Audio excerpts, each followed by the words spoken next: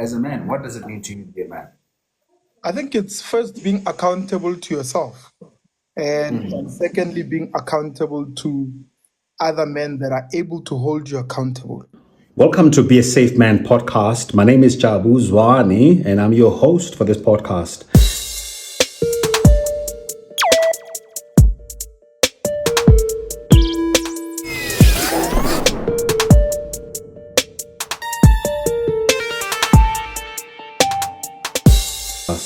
This podcast aims to help men to deal with their mental well-being struggles, emotional, psychological, and overall challenges of being a man. But more than that, it is also a podcast where we're going to be looking at how can we as men become safe men, and how can we together as a society build a safe society where all of us can thrive. Our women, our children, our brothers, our sisters, our fathers, our sons, and pretty much every single member of society.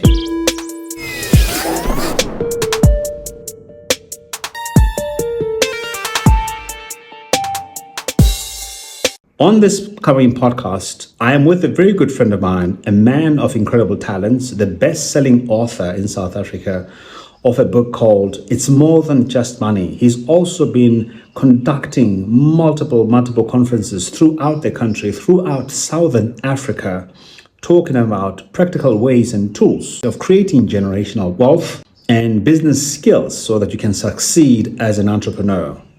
His name is Witness Mdaka. And I interviewed him at the International Men's Day seminar on my TikTok live. And we had an incredible conversation about what it means to be a man, being a man of vision, being a man with a plan, and being a man who doesn't quit and who is in relentless pursuit of more than just wealth, but actually the thriving of society. Enjoy it. I'm in Joburg. I'm back in Cape Town. This coming weekend, we've got the It's More Than Just Money Business and Property Seminar there. We're closing off the year in Cape Town before we come back to Joburg for our business breakfast. You are invited. By the way, I didn't tell you this when we had a call the other day, that the whole purpose for the business breakfast is to connect everybody that I've interviewed, every business person that I've interviewed on the It's More Than Just Money YouTube channel. They're all going to be in the same room, all 69 of you guys, from the guy that's starting to the guys that are multi millionaires, close to billionaires. All of you guys are going to be in the same room on the 13th of December. I'm hosting you. We're going to be having a breakfast. We're going to be hosting the guys that have either bought a property through It's More Than Just Money or started a business because of the influence of what you guys share on the platform.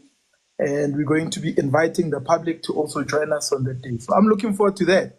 Because, I mean, if you're available on the 13th of December, we haven't sent you an official invite yet, so I'm breaking protocol. I guess I'm allowed to do that, right? I'm looking forward to be sharing the platform with you on the day, engaging, networking with others. Hey, you know I'm there, man. You don't even have to ask. You know I'm there, right? In the same way that you were here. Definitely. 7 o'clock, I was already ready. The phone was out. I saw your message asking me if I'm ready. I'm like, this man, why would I miss this? I wouldn't miss it for the world. My brother. Yeah, I mean, look, the things that I know how busy you are, and I know in terms of your schedule, things can happen, and I'm totally open to that happening. But again, I appreciate you making time to come and chat to us and to talk about some of these issues that you and I talk a lot about as men, as African men. For sure. It really is about that tonight. I mean, people do know, I'm sure a lot of them, if not everybody online, do know Witness Mdaka. They do know about It's More Than Just Money movement. The fact that your movement has led to practical translation of economic empowerment in people's lives. Like, people are sending you testimonies every day to say, I've read the book, I've built the back rooms, I've read the book, I've started a business, I've read the book, I bought the shares, I've read the book, I'm a good man, I'm getting married. Yeah, absolutely. So My question to you, I mean, it's like, because the thing about it is that I really want to make this very, very clinical because I know that you have a lot of wisdom and I really want to streamline your mindset and really hit the right stuff. How important is it for young men and for men in general? Because you speak across the whole spectrum of men from old to young. And I know you're surrounded by young and older, highly accomplished to the least accomplished, for the sake of the argument. What to you, first of all, what to you does it mean to be a man today? As an African specifically, because I'm going to cover that specifically, but also in general, as a man, what does it mean to you to be a man? I think it's first being accountable to yourself, and secondly, being accountable to other men that are able to hold you accountable. You know, it's one thing for one to be accountable to themselves, but it's another to have other groups of men that they hold in high esteem that can literally hold them accountable for their actions, what they do, and their commitment to society. And I think being a man comes with a lot of responsibility. So I cannot say I'm a man while on the other hand, I'm not taking some sort of responsibility for my actions or responsibility for the direction I'm leading my family towards if I've got a family, you know. So when you read the Bible, you know, there's a scripture there. I think it's 1 Corinthians 13 or 14, somewhere there. It speaks about love, but then it continues. It says, when I was a child, I spoke as a child. I understood as a child. But when I became a man, I put away all childish things. Now, this speaks to the fact that obviously when one is a child, right, they will speak before they understand. But when you reach manhood, you learn to put yourself in a position where you are beginning to think about a lot of things before you open your mouth and speak. You know, so because you know that every single word that you're going to utter requires you to take responsibility for it. So, in a nutshell, for me, being a man boils down to capacity to take responsibility for your actions. Let's break that down for a little bit.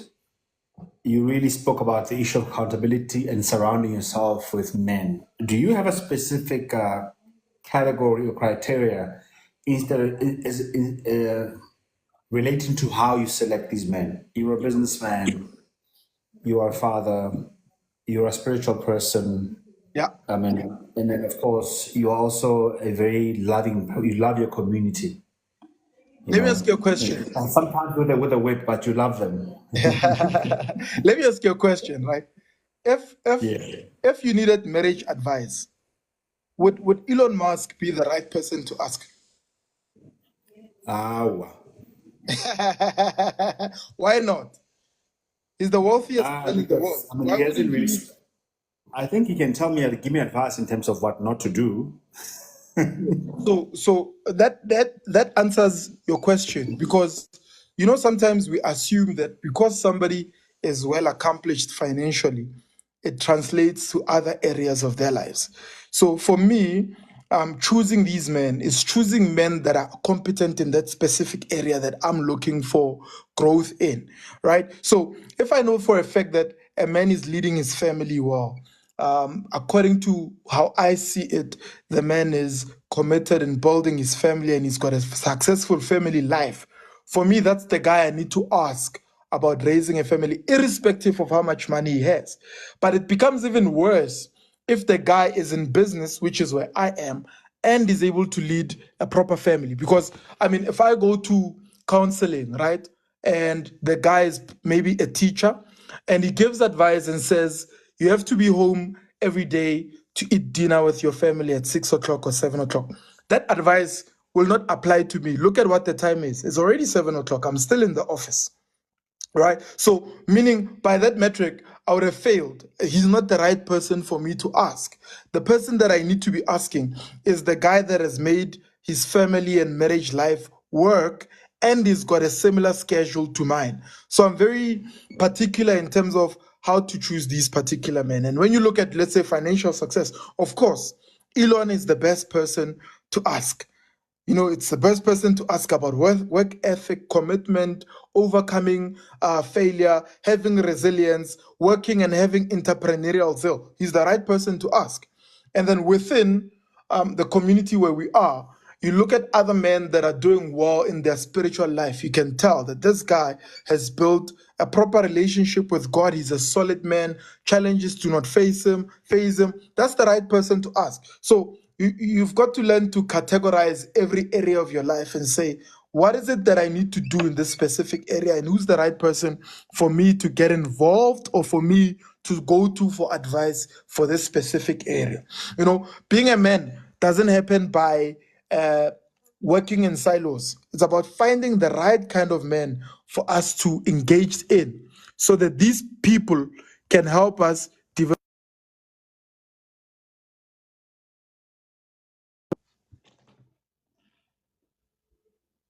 Come again? You are muted. Please unmute. You were saying that these people are there to help us, and then I think there was a call or something that came through, and that's what we heard last. I think these people are there to help you reach areas where you haven't reached yet. Okay. And these areas are areas where they have been. Nobody can lead you to a place where they have never been. Mentally, a person who's leading you to a certain space need to have reached that space. A person who's leading you to a certain direction in marriage or in business need to have reached that space. So one thing that fails us as men is that we don't choose the right mentors and the right people to teach us. And I'm in no way saying that everybody has to be better than you in all the areas in order for you to learn from them, right? You said so yourself. In my community, I've got a wide spectrum of men. I've got men that are very successful, like ultra successful, that have built industries. And then I've got men that are intermediate. They're great guys that have built successful lives and businesses. And then you've got guys that are literally starting out. It doesn't necessarily mean that I'll listen to the guy at the top and not the guy who's starting out. Because the guy who's starting out, there must be something that he knows that I not necessarily know, where he's making his life work, where I'm not able to make mine work. And the thing is that I've seen that about you, and that's one of the reasons why I raised it, because I've seen you engage with, for the sake of the discussion, perhaps somebody that is not as well accomplished as you, way loud down there, and yet you would have the same kind of regard for what you could, for the potential value that is contained within them as a human being. You know, like, and also the same thing also with people that are very well accomplished. I've seen you hold that very consistent temperament as far as engaging with these types of people, with all types of people. And I think with that in mind, I want to go back, and tying is still around selecting and choosing men. I know, and I've seen it, that you're a man of a vision.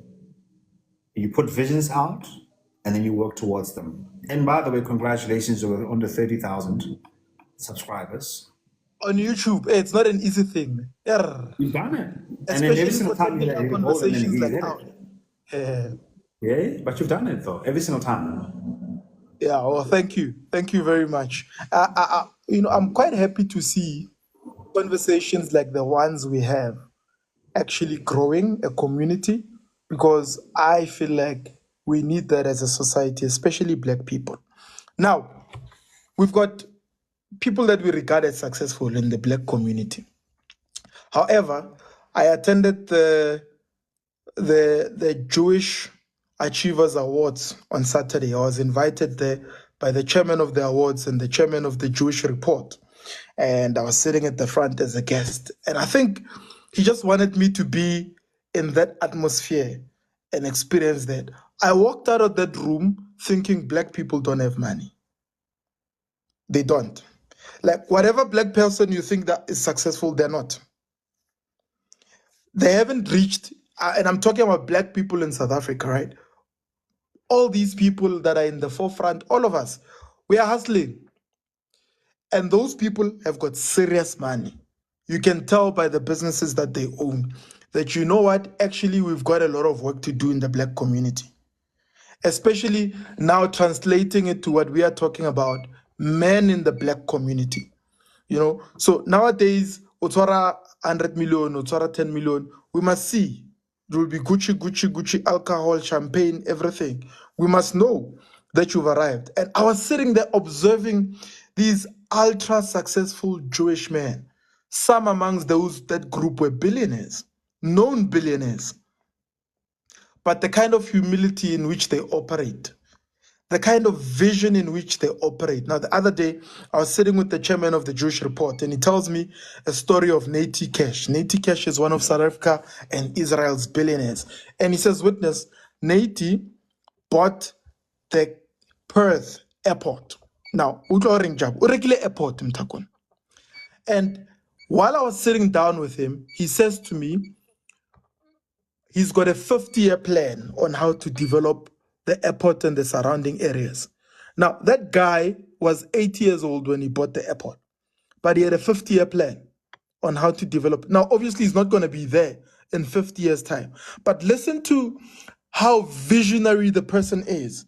He's 90 years old. I saw him on Sunday. He's 90 years old now. Can barely even speak properly, but the guy has got a 50-year plan. Now maybe probably it's 40 years because he bought the airport 10 years ago, right? But for me, that boils down to what is the vision that is consistent in one's life as a man, as a black man in society? What role are you building, are you playing to build the society in which you come from, to build the family in which you come from? What's your vision? Have you got a 20-year plan? Have you got a 10-year plan? Have you got a 5-year plan? Man, have you developed a plan for the next year? What is it that you're going to be working on? What is it that you're going to be achieving? That for me, I left challenged. I left very challenged because I realized there's a lot that we need to do to catch up. We're quite far. And what am I doing to help other people in society to reach the next level? I mean, I don't even know what to say to that. I'm just processing all of that. I'm processing all of that because I'm also challenged myself as I'm listening to you and just imagining for a second what that must have been like. Because for us who know the statistics in terms of who has the economy, we know that the majority of it is in Jewish hands, right? Yes. And these people they don't just own business, they own industries. And they've never ruled the country, by the way. No, never rule the country. And the funny thing is that you don't even know about them unless you are knowledgeable to know the names of those people who are behind some of those businesses. You Correct. know, and I think the other question that I have, because it's so important, and I know that it's something that you're very skilled in, and it's something that I see a lot of young men are very poor in, which is developing meaningful relationships. Oh, you think I'm skilled in developing relationships? Meaningful relationships. I mean, look, we're not talking about the fair, we're not talking about that.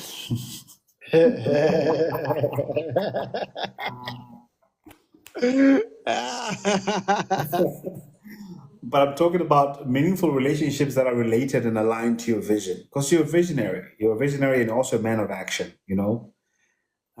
But I've seen you being very strategic, very meaningful, and being very careful too with the relationships that you build and not being presumptuous.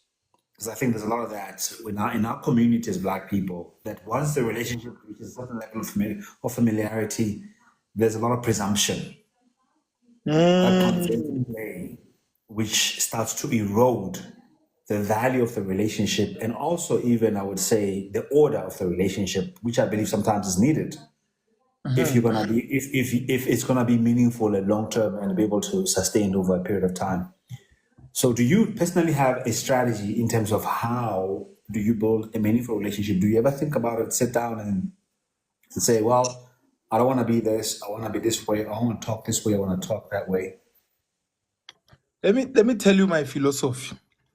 My philosophy is around relationships is built around a quote that I familiarized myself over the last couple of years by Leonard Ravenhill. It says the opportunity of a lifetime must be seized in the lifetime of that opportunity. And what does that have to do with relationships? I am fully aware and understand that somebody could be at the bottom and at the lowest today, and they could be at the top in 20 years' time. And somebody could literally be at the top today and be at the bottom tomorrow. Now, it's very rare for billionaires to go from billionaire to the bottom, but this is life we are living. So, how I engage everyone, I engage them at the level of their comfortability. And I engage them not because I want something, but because truly I want to have a proper relationship with that person. I'm not chasing anything, I'm not desperate for someone to connect me to another person. So there are a lot of, I'll give you an example. There are a lot of people that I've met through you, but not even a single day have I come to you with the idea of, I want to see how many people he can connect me with. You took it upon yourself to say, I need to introduce Witness to Alison. I need to introduce Witness to so-and-so. I need to, because you saw that this is a genuine guy that I'm dealing with. If he's genuine with me, he can be genuine with my network. And I apply that everywhere. The guy could be Indian, the guy could be white, the guy could be black. They will be treated with the same level of respect, right? So, and I know it's confusing because if you look at my personality online, I look very cocky. And if you don't understand me, you'll think probably this guy is arrogant. But to the people that engage me on a daily basis, they realize, oh, actually, there's a certain level of respect and humility in which this guy moves. And that respect cuts across class. I mean, I know what it means to come from a background where there are poor people. So, and I've learned to respect poor people. But at the same time, I don't flinch when I'm around billionaires and multimillionaires because I see myself in them. When I look at people that are poor, I see myself because I come from there. When I look at people that are very wealthy, whom most of the time I engage with and I interview, I see people that potentially could one day be my peers because I'm working hard to get there. So there's no special treatment they're going to get from me. We are equals, finish and clear. If they don't think we're equals, they must understand that ideas meet at a certain place. And I think they know that. There's a place where only ideas meet, where a place where is that even transcends the level of money you have. There's a place where somebody who's got money might not able to do certain work until somebody who understands how to do certain work at a certain level comes. And the money becomes useless until you employ the right people that are able to meet you at a place where you're able to execute the plans and the visions that you have for that money. Wealthy people understand that. Now, even within the so-called poor, there are people that you look at and you can tell by their attitude, by the way they do things, that this guy tomorrow is definitely going to run industries. Don't look down on him. How you treat him today will determine how he treats you in 20 years' time. So for me, the philosophy is treat everybody with respect. But of course, if you're disrespectful, you'll be met with the same level of disrespect you dish out. It's very clear. Man, you've said so many so many powerful things, especially around respect and that whole thing of classism in a sense based on people's status level, size of the pocket, even positions of influence, and some of that language that sort of creates that hierarchy of how should I treat you because you're here, and how should I treat you here? But you're saying there is a consistent mindset that you can develop around understanding the value of human beings that transcends what they've got. Let me ask you a question, Mr. Z. You and I have been friends plus minus 4 or 5 years now. 4 years, right? Plus minus. So the question to you is, you raised this question because you observed something. What got you to the realization that this guy, plus I'm younger than you, right? You always say Kemfana how. What got you to the realization that this guy is consistent in how he deals with people richer or poorer or same level as him?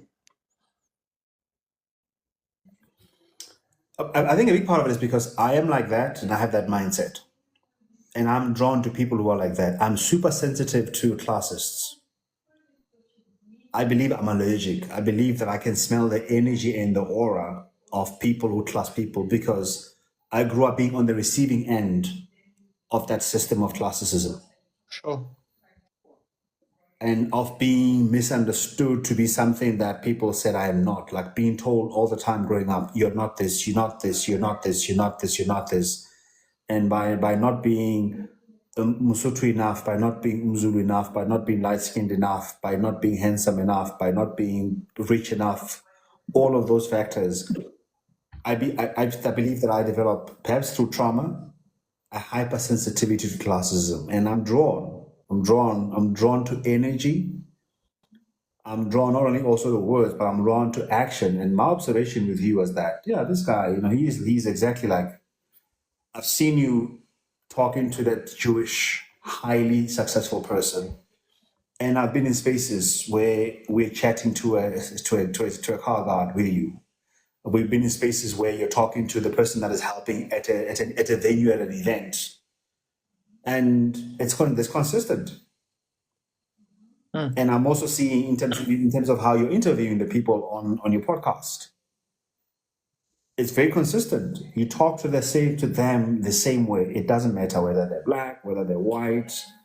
We don't even know what the size in terms of the park, but it's very, very consistent. And I think that's the observation that I've seen. And I think for me, it's a great quality to have. And that's why I wanted to just double down on that in terms of what your philosophy is. And I think you've explained it very well. And I appreciate that. And you are right about one thing, right? When you said you would be able to pick up if somebody is treating people differently, everybody can pick that up, by the way. Everybody can pick up if you are treating a person because he's wealthy and you need something from them. I treat everybody as though if you're wealthy, I treat you as though I don't need anything from you. And if you're less wealthy, I treat you as though one day I'm going to need something from you. Now, let me tell you why that way and why it's important for men to be able to master that skill, right? When you look at how you engage with wealthy people, they're asked for things every single day. They're tired of being asked for things.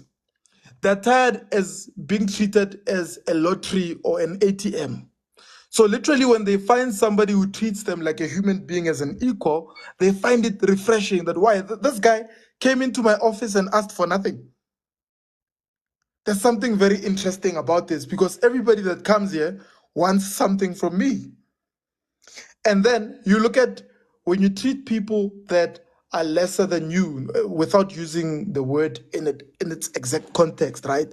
People that are lesser than you in something, but treating them with the same level of respect. To them, it's like, wow, I'm hardly valued as a cleaner. I'm hardly valued as a car guard. But this guy, the way he treats me, he values me. Now, I was in Polokwane with a lady friend of mine, and we walked into a restaurant.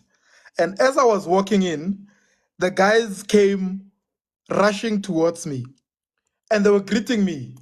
And in her mind, she thought they're greeting me like that because I'm popular or a celebrity, right? But I said to her, no, this is not the reason why these guys are rushing to me.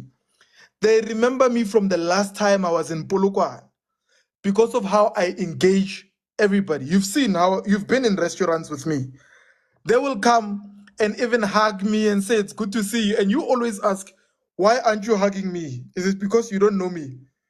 And I always tell them, like, Mr. Z, it's got nothing to do with whether or not they know me. I mean, you're popular now. But it's about the fact that when I'm there, the same level of respect I give you because you're Mr. Jabu Zwane is the same level of respect I'll give them as the cleaner, as the waiter, as they bring my food. Why? Tomorrow when I need something, or I parked my car somewhere, I know for a fact that my car will be safe. You know why? The car guards love me. They don't love me because I'm famous or because I've got them some stuff or because I can give them a job. They love me because of how I treat them. People don't care what you know. They care how you treat them. They don't care who knows you. They care how you consider them as people. And that's why it will be a lot easier for one guy to do business with other people, and it will be difficult for another guy to do business with other people simply because of how he treats people. And people can smell it. Remember, I was married to a medical doctor, right? My ex-wife, the mother of my daughter. She's a medical doctor. But one thing I've always admired about her when we were married was the fact that she was down to earth. She's a very down to earth person, right? And that person, somebody's asking, is Mr. Mdaka regarding himself as a celebrity? No, I'm very popular. That one is the truth, man. I walk into an airport in Kenya, someone will stop me and ask me if I'm Witness. I walk into an airport in Namibia, someone will stop me. Even overseas, when I'm there'll be someone that's going to stop me either in the plane somewhere. No, I'm very popular. Now, in the past, Mr. Z, you taught me this. You told me that I need to now be aware of the fact that people know me, because that determines how I behave in public, right? And I took it lightly until DJ Smooth said to me, you are popular and you are famous now. You need to watch how you do things.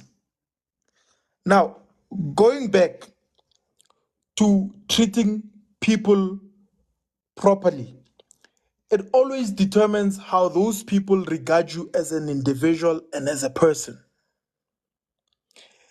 And it always determines whether or not they can relate with you as a normal human being.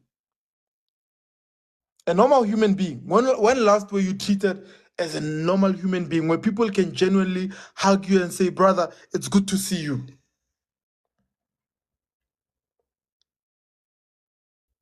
Yeah. I mean, I'm just taking it all in, man. It really, really is. It's very refreshing. It's very refreshing to hear you talk about these things, because it also reveals the mindset and the thought process behind why you do what you do. And that's exactly why I wanted to have you here. And I've got a thought in my mind. There is a little bit of an issue that was raised, and that I've also observed. But I want to hear your own thoughts. Do you do you think that sometimes men who are in influential and powerful positions have this need sometimes to demean and to sort of, in a way, oppress? Sure.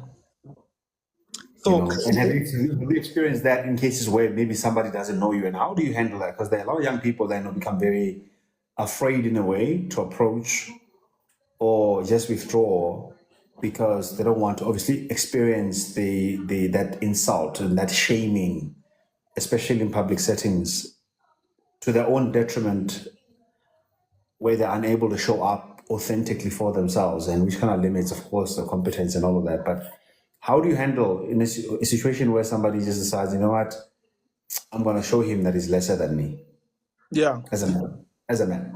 as a man, you know what the thing is? I have zero expectations from people.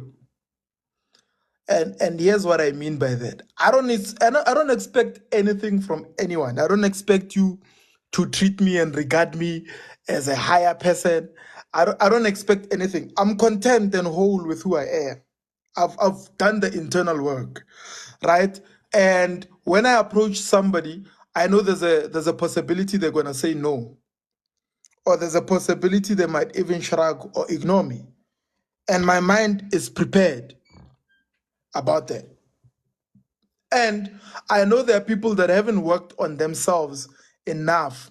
So they get their validation from putting other people down. So I think it's going back to understanding how you are as a person, number one, and knowing that nobody owes you anything. And thirdly, understanding that people are just going through stuff. And we're all looking for significance and validation. So, and some people haven't found their purpose and significance and validation from doing what they are good at or from doing what they're gifted in. So they then take it and want to put it onto other people by either trying to dim their light or trying to put them down. Now, with me specifically, it's already too late. I already believe in myself. And it doesn't really matter what circumstances I'm in, by the way. Like, I've been through some of the most terrible circumstances, but I've never allowed it to define who I am as a person. I'll never allow it anyway. Right? I don't know what it's going to take to convince me that I'm not great. I'm already convinced. I've brainwashed myself. And I've been brainwashed by the fact that I've discovered that my life has got significance. I've discovered that there's a purpose. There are people that literally look at me and say, wow, because of you, I did not give up. Because you didn't give up, because you decided to do something. And these people add some kind of validation to who I am, because validation starts from within and it also starts from the outside. It comes from the outside. Secondly, what you just did now, telling me some of the things that you have observed about me, because you are a true source in my life, that is validation. And that kind of validation, whether you see it or not, it builds me as a person. I'm built by the fact that I've got men around me that are able to validate me. You understand? So I could be sitting with you, a black man slightly older than me, who's my man, right? Money aside, the mere fact that you can look at me and say, brother, you're doing well here and here and here. And when you do that, right? When you come to me the next time and say, you are not doing okay here, guess what? I take it in. Why do I take it in? I take it in because when I'm doing well, this Rotman is able to validate. So it must be true here. So I need to fix that part where he's saying you become a trusted source. Now, I always check who the source is.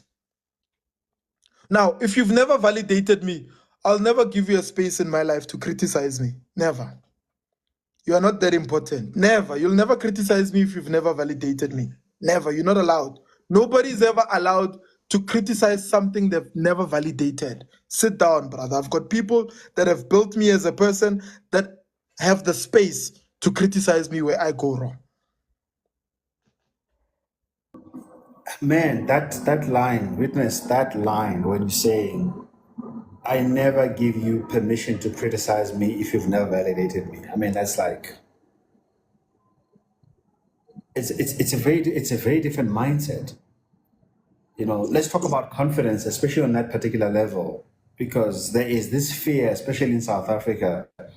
I spoke about it a little bit, and I even wrote a bit about it. Like, I call it arrogance phobia or confidence phobia. I think many times it's not even arrogance that people are afraid of, it's actually confidence.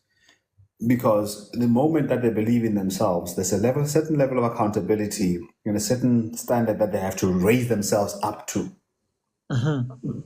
And I think because of that, most people actually, they would use arrogance as an excuse, but actually what they're afraid of is that they are afraid of believing that they can achieve certain things only to find that they can't. Then they would in a way use that as arrogance as his facade. But also there's another thing. There's a certain level of discomfort that they experience also from observing people who are confident, because it reminds them of the fact that they are cheating themselves out of the best person that they can be, and it kind of aggravates them a little bit. For you, as far as confidence is concerned, do you have any advice for a young person out there that is genuinely struggling with confidence, genuinely confused about this whole arrogance and confidence? Yeah. What would you say to them on how to build their own confidence? So what are some of the strategies? I mean, confidence boils down to identity, right? What do you believe about yourself? And I'll give you an example. People always ask me, Witness, how do you introduce yourself? You've got so many titles. You're a property investor, you started young, you're an entrepreneur, you've got a successful podcast, you meet all these successful and rich people, you're a best-selling author. Guys, I'm a best-selling author of this book, like literally, jokes aside, best-selling, right? You're a best-selling author, you building, you working. How do you introduce yourself? And I always say, I introduce myself as a child of God, serving God's other children. That's my identity. Now, if I'm consistent with serving God's other children, in whatever way, shape, or form, small and big, I'm in my purpose. Finish and clear. And if I'm doing that, then my confidence comes from being who I am. And let me tell you, Jabs, right? Human beings are consistent with who they believe they are. Whatever you believe about yourself, you'll be consistent with it. For me, I'm consistent in the beliefs that I've built about myself. That one, God will never fail me. Two, I have no business proving to people that I'm a good man. I don't even have a need to prove that I'm humble. By the way, a lot of times when people ask me, are you humble? I say, no, I'm not humble. I'm not. The first thing is, whatever it is that you are validating yourself in, is it true? If the word of God says you are whole and you validate yourself and say I'm whole, there's a level of truth that comes with that, right? So I remember when I was quitting my job, the only job that I've ever had, when was this? 10 years ago. I worked that job 14 months. I was promoted 4 times in 14 months. Like Kebutloko jobs. When it comes to that, like Gaspan.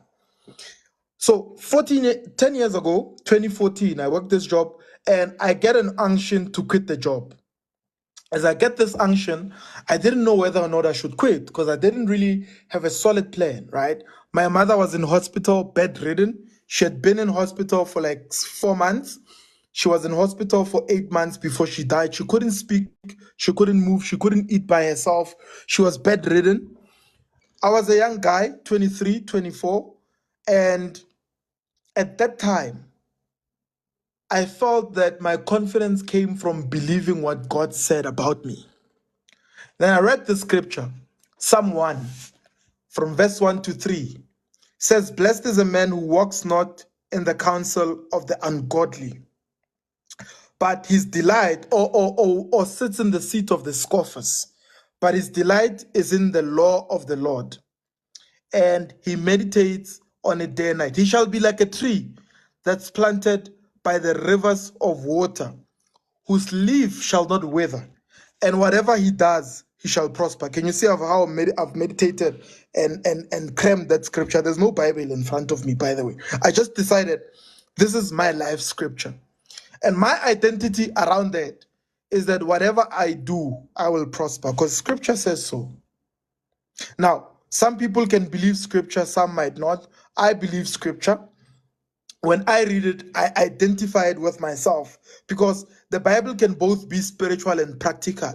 What is it practically saying to me when it says, whatever I do, I shall prosper? Firstly, it says, I'm blessed because I don't walk in the counsel of the ungodly, meaning I look who's counseling me, who is advising me, or sit in the seat of the scoffers. What is a scoffer?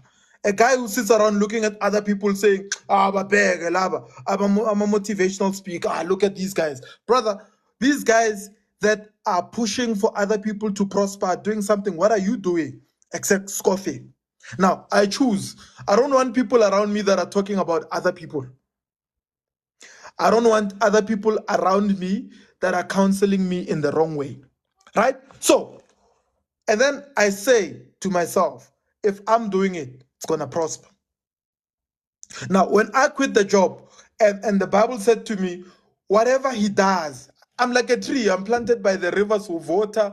My leaf shall not wither, it's forever green, right? Imagine being planted by the rivers of water. It's constant provision of replenishment. You understand? And then it says, whatever you do, you shall prosper. So I internalized that. And I said, it doesn't matter whether I stay in the job. By the way, I'd already been promoted 4 times. There's validation and confidence right there. I was working for Jewish men. The Jewish man I was working for to this day is one of my friends. I can call him now, he'll pick up the call. See, the previous CEO of that company. I quit the job. I started my business, but I had one belief. Whatever I do, I will prosper. So it doesn't matter what the challenges are, even today, I will prosper. Trust me, it doesn't matter. Whether it's a podcast, whether it's a book, whether it's a conversation, whatever I do, if I'm doing it, I will prosper. And that is the mindset that I've given myself. That builds confidence. So we could be in a conversation with somebody that is very wealthy. I don't care how wealthy they are, that's their money. But we can meet each other at the level of conversation. And at that level, I'm not lesser than, we are equals. Because there's something this guy doesn't have that I have. There's something I don't have that he has. So I'm by no means gonna think I'm better than anybody, but I'm definitely not gonna think anybody is better than me. Because there are certain areas where I do well, where another person is not doing well, and vice versa. So that constant keeps me humble, but also reminds me that I have to be confident in who I am and my abilities. Can you imagine if we all spoke like you, man? Can you imagine if we were all like you? Why would you need me? Why would you need a guy why would you need me for this life if I was exactly like you? You would do this life on your own. But what makes it beautiful, and you have different kinds of men that spoke on this platform today, is because we are all different and we've all got a voice. So I have a trust in my unique voice. You know, if my voice was an instrument, I want it to be in such a way that when that instrument plays, there's a certain number of people that are going to dance because Witness Mdaka is speaking as an instrument. There are people that are called exactly to hear my voice speak, and the vibration of my voice will move them to start businesses, will move them to break the shackles of poverty, will move them to want to connect with me, will move them to want to invest, will move them to want to build a better society tomorrow. So if I don't participate because I'm scared of what other people are going to say about me or judge me, if I fail, who cares if I fail? I've tried. I've given it my best. And by the way, even if I fail today, now I'm going to come back tomorrow and start something else. Because I'm me, right? And there are people that God has assigned for me. You know, when you read the Bible, it says Jesus was rejected by his own. He came to his own, and his own rejected him. But as many as received him, he gave them the right to be children of God. Now I'm preaching, bro. As many as received him. So those who rejected him, he left them. And those that received him, he gave them the right to be children of God. Now, let me tell you something for somebody who's listening. Don't spend your time focused on those who are rejecting you. Spend your time focused on as many as are receiving you. Those are your people. Those are the people you must partner with. Those are the people you must collaborate with. Those are the people that are going to be your firelighters instead of your firefighters. In life, there are firefighters. People that are going to dim your light. People that are going to say, this guy is too confident, let's put him down. But there are also firelighters. People that are going to look at you and say, Witness, you're doing amazing work. Witness, I love the way you talk. Somebody would say, I don't like the way you talk. You don't even twang. But who says I want to twang? I'm happy talking the way I'm talking. I'm happy to hear my voice. A lot of people don't spend time hearing themselves enough. Hence, whenever they get into any platform, they're scared of what other people are going to say. Why am I scared of what you're going to say if I've heard my voice? I love the sound of my voice. How are you going to love it if I don't love it? Now, somebody will say, but that's arrogant. Call it whatever it is. I call it confidence. I call it belief in myself. I call it I'm good enough. Just like other people are good enough to be on certain platforms, I'm good enough as well to be on those platforms. I too am a child of God.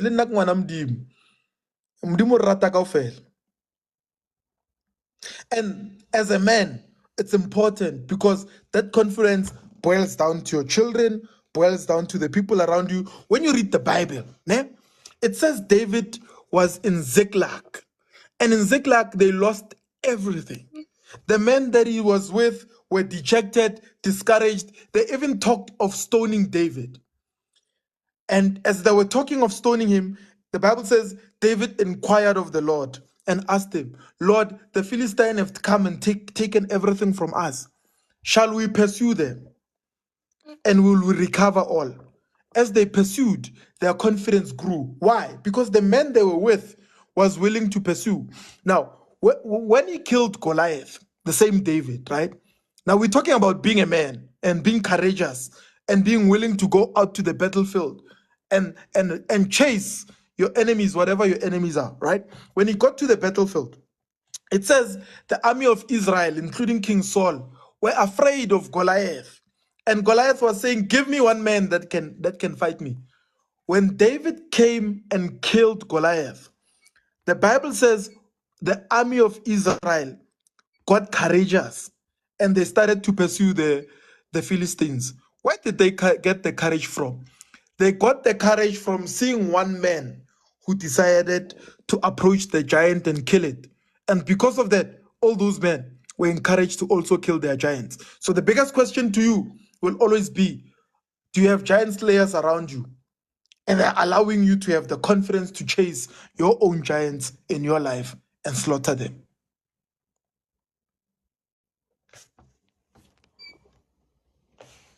Yo, dude, we come to the end of a conversation. It's actually annoying.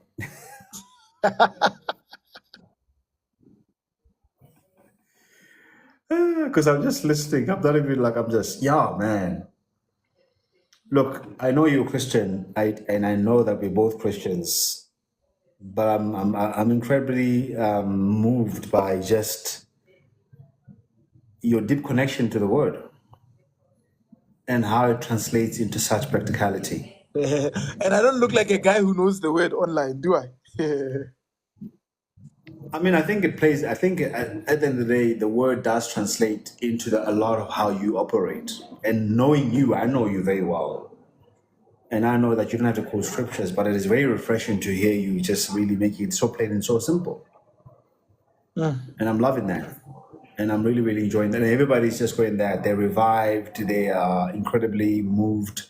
And I want to close off with the last question to you, Witness, because it's something that I normally associate a lot with you. And I see also the sentiment on the comments is the same. How important is wisdom to you? And if you were to give wisdom some kind of a metric, what does wisdom look like to you? How would you define it? And is it important for young men to develop wisdom? You know that question? I love it because I was once a philosophy student at VETS. I was a philosophy student, and in philosophy, philosophy is the study of knowledge, right? And we study wisdom. And let me tell you something. Wisdom means different things to different societies, and you have to place yourself and understand. When you read Proverbs, to the Jews, wisdom meant application. To say you know something didn't really matter. Can you apply it? That's wisdom. Application is wisdom. You take knowledge and apply it. That's wisdom. To the Greeks, the philosophers, wisdom was being able to understand concepts and explain them in a manner that everybody else can understand. Now, if you've got the combination of the two as a man, you will prosper. Because one part of your brain is deciphering knowledge and disseminating it to yourself first and to the people around you in a manner that these people can understand. Right? And then on the other hand, is the ability to take what you know and apply it. The practical application of your knowledge. How does it help you to say you are a doctor, man, but you can't operate the patient? What kind of a surgeon is that? It's not even about what the surgeon knows, it's about what the surgeon can do. That's where the wisdom is. When you've got a surgeon, do you want a surgeon that knows all the theory about medicine, or do you want the surgeon that's going to successfully operate on you? Now, going back to yourself, if you were to treat yourself as a surgeon, let me switch on the light. If you were to treat yourself as a surgeon, what kind of wisdom would you say you have? Are you a person who applies what they know? Are you a person that philosophizes what they know? Or do you have the combination of both? Knowledge of self is very important. Understanding yourself. That's why it will be difficult for other men to put you down if you understand yourself. And you don't have anything to prove, by the way. Like you don't have to prove anything. If you know yourself, Trust me, you don't have to prove anything to anybody. You just move in a way that you take what you know, apply it little by little so that your life can change. And if you found yourself in a position, I had a conversation with the CEO of Fisher Dugmore today, and I asked him a question. I said, for those that are starting out and those that are ahead but are failing, what advice do you have for them? And he said, Witness, I advise those who are ahead but have failed to reset. And so one of the questions somebody asked me, and he asked, what can I do if I failed? You reset. Press the reset button. Start over. Say to yourself, I'm 40. I've made terrible decisions for the last 40 years, but I'm willing to reset and start over. And if you're younger, say to yourself, I'm young and I've got the opportunity to grow and be better. I'm going to apply wisdom and act on what I know so that my life can turn out better. So wisdom is application. Wisdom is taking difficult concepts, simplifying them so that you and those around you can understand exactly what needs to be done. The Bible says, take the tablet, write the vision down and make it plain on a tablet. What? Plain. Plain simply means understandable, so that those who read it may run with it. Now, if people don't understand exactly what you wrote, they can never run with it. So the application comes from understanding. So spend your time developing your capacity to understand and take what you understand and apply it. That is wisdom. My brother, I wish we could spend more time, honestly. I think in the back of my mind, we must plan to have more, you and I, these types of conversations, because wow, I mean, there's a very consistent expression in the comments line. Wow, blown away, like and you put it in such plain language, in such plain, simplified language, and it was quite funny when you're saying some people are saying, "Why don't you twang?" But at the very same time, the same people have a problem with me twanging, right?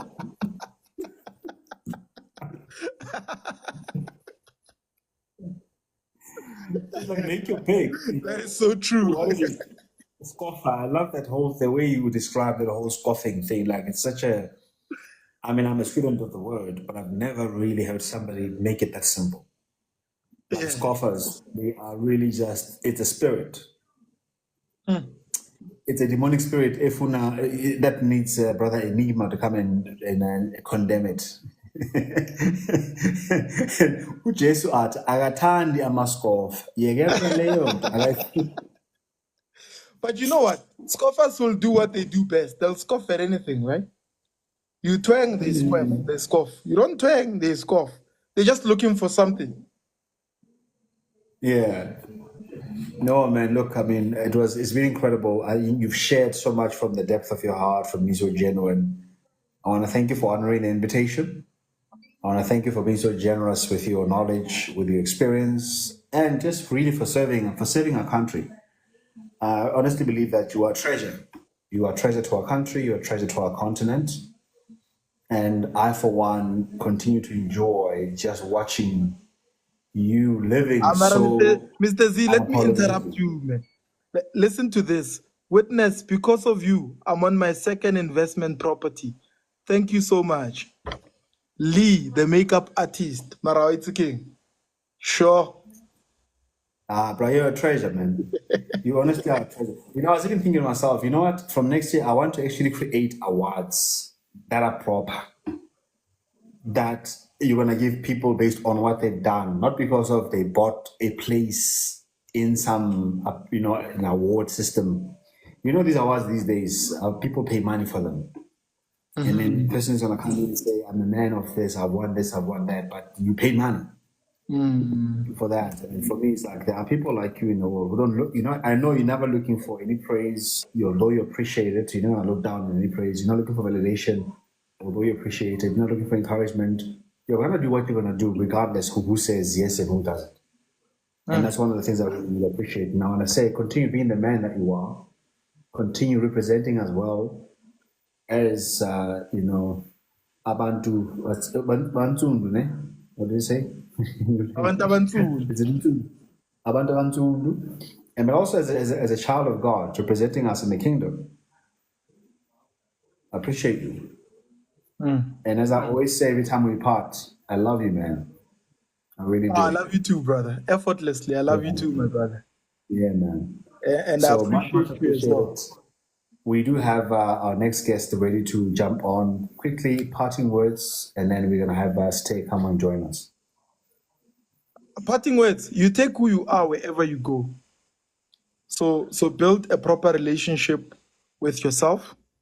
Because if you don't have a good relationship with yourself, you can never have a good relationship with other people.